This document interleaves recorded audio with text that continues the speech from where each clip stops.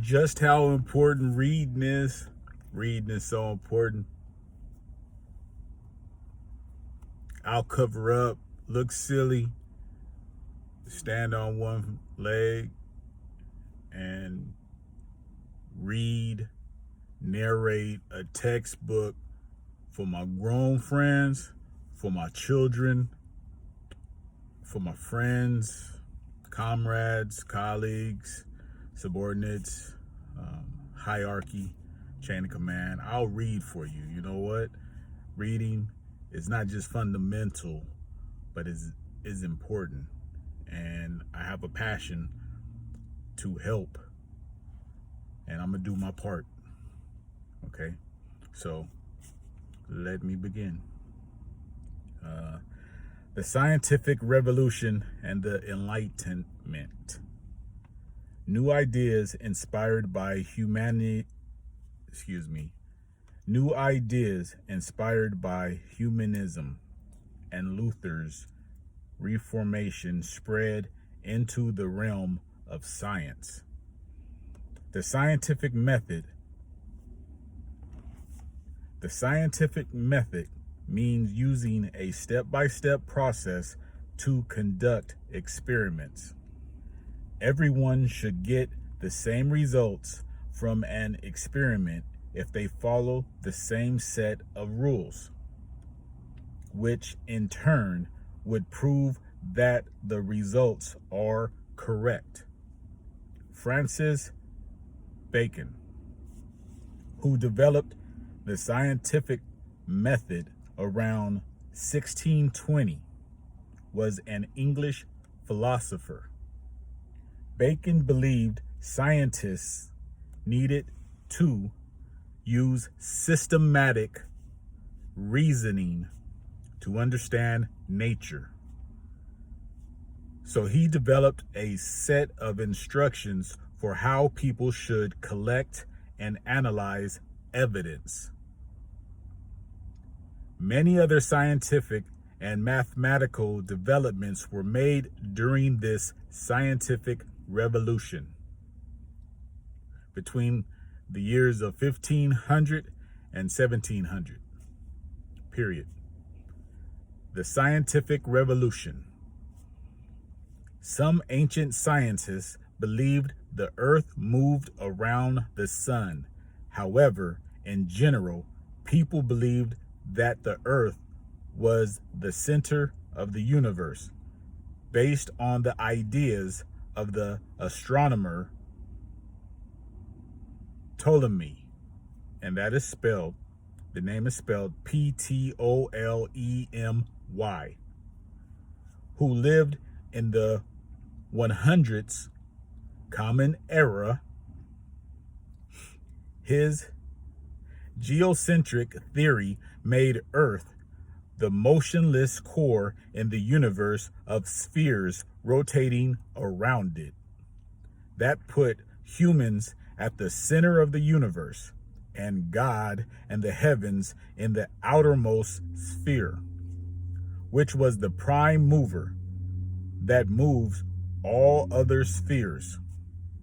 The Roman Catholic Church accepted Ptolemy's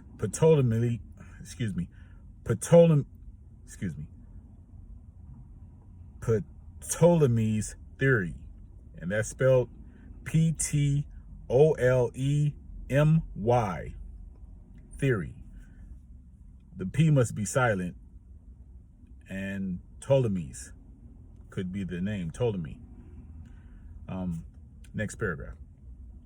In 1543, the Polish mathematician and Catholic priest Nicholas Copernicus revived the proposition that the solar system was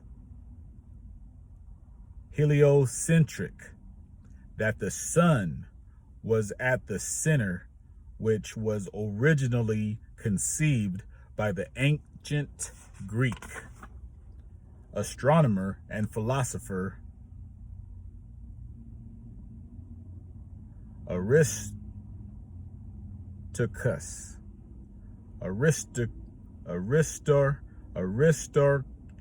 Aristarchus.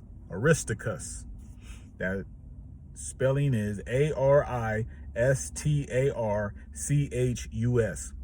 Aristarchus. Copernicus, Copernicus, Copernicus,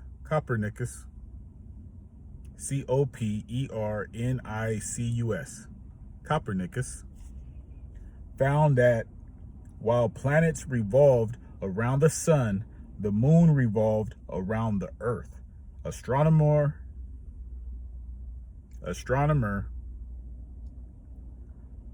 Johannes Kepler agreed, and he calculated that planetary orbits are elliptical and oval rather than circular shape. These findings made the Catholic Church nervous, but when the mathematician Galilei confirmed with a telescope that Ptolemy's theories were wrong, the church got really upset. Galileo's telescope showed that the planets had mountains and moons just like Earth. They weren't heavenly bodies made of pure spheres of light. Galileo published his findings in Starry Messenger in 1610, and the church sentenced him to life imprisonment.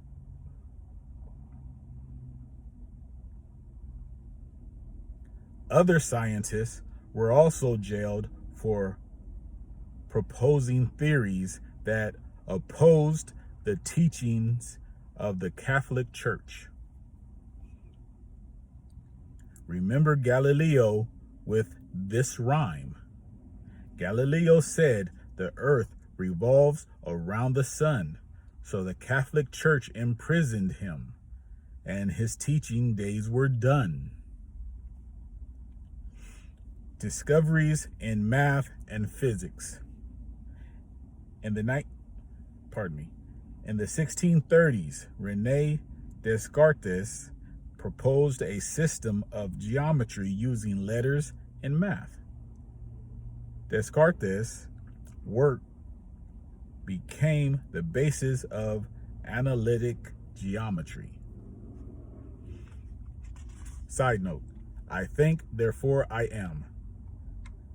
Descartes was a philosopher who also wrote about doubt and uncertainty, and about casting aside everything he had ever learned and starting from scratch. The only thing he believed he could truly know to be true beyond a doubt was that he himself existed. That's where I think, therefore I am comes from. That was Descartes. Thank you for that side note. Sir Isaac Newton. He studied the motion of planets and objects on Earth.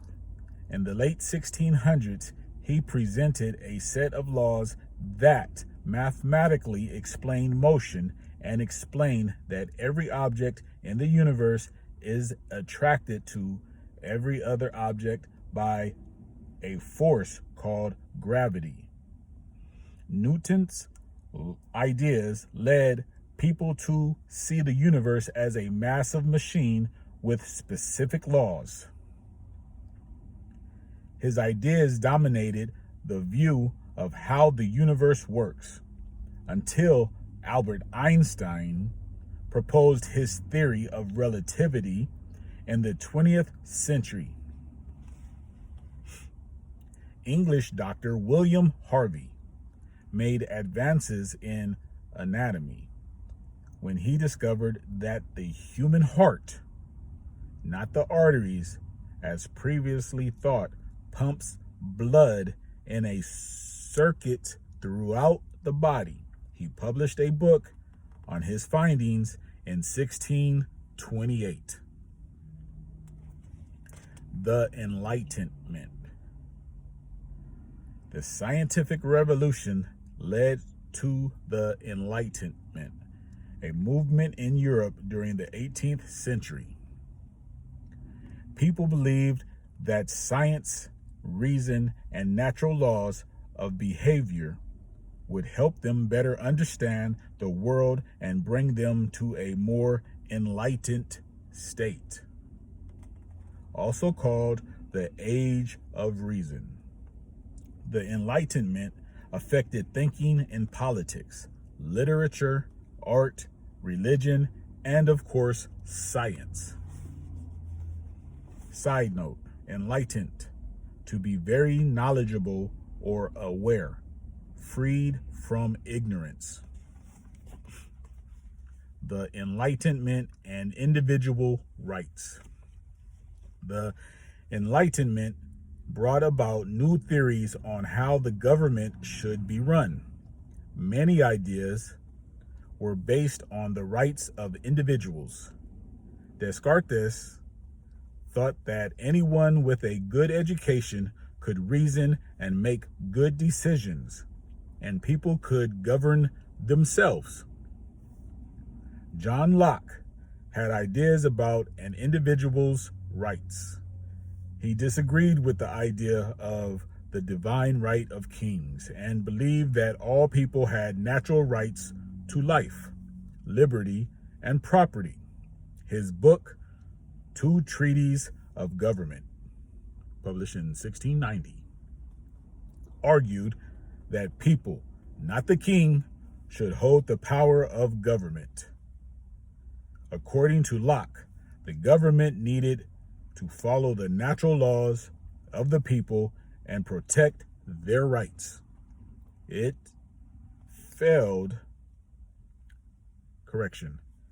it failed to do so, the people should have the government overthrown. The American Declaration of Independence used many of Locke's ideas.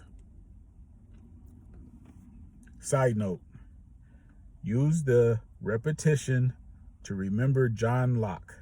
John Locke was against the divine right of kings. He didn't want to get locked into someone else's rules, but instead pursue his own rights, life, liberty, and property. Equals Locke approved. According to Jean-Jacques Rousseau, people in a society both depended on each other and compete with each other.